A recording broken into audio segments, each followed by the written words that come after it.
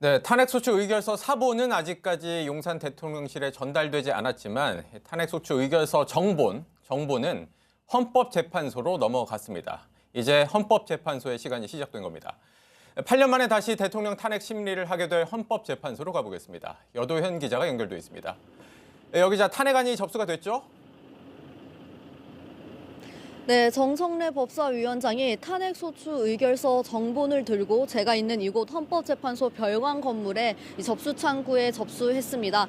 헌법재판소는 6시 15분 접수됐고 이 사건 번호는 2024 헌나 8이라고 했습니다. 그리고 앞으로 절차에 대해서 설명을 했는데요. 이 문영배 헌재소장 권한 대행은 오전 10시, 다음 주 월요일 오전 10시에 재판관 회의를 열어서 사건 처리 절차 등을 논의하겠다라고 밝혔습니다. 네, 이어서 변론 준비 절차에 회부하고 재판관 2명을 지정, 특히 헌법연구관 TF를 구성하겠다면서 이 신속하고 공정한 재판을 하겠다고 밝혔습니다. 이 사건이 접수된 만큼 사건 검토는 전원재판부에서 하게 되는데요. 이 주심 재판관은 월요일에 배당된다고 합니다. 네, 그런데 헌재는 원래 9인 체제인데 현재 3명이 공석이라 6명뿐이잖아요. 심리에 문제가 없겠습니까?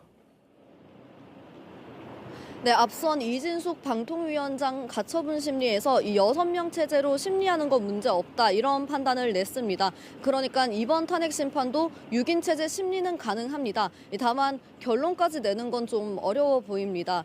이론상으로는 6명이 만장일치를 하면 이 탄핵 인용이 가능하지만요. 이 대통령 탄핵이라는 중대한 사안을 6명에서 했다는 정당성 지적을 피해갈 수 없기 때문입니다.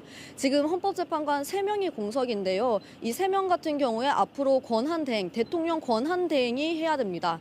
그렇지만 이 법조계에서는 이렇게 권한대행이 임명하는 것을 두고는 큰 문제가 없다 이런 해석이 많습니다. 일단 이 3명의 몫이 대통령 추천 몫이 아니라 국회 추천 몫인 것도 유리하게 작용했습니다. 지금 국회에서 3명에 대한 추천을 마쳤기 때문에 이 청문회가 빠르게 진행된다면 앞으로 한 달에서 2달 이내에 이 재판관 전원 구성도 마무리될 걸로 보입니다.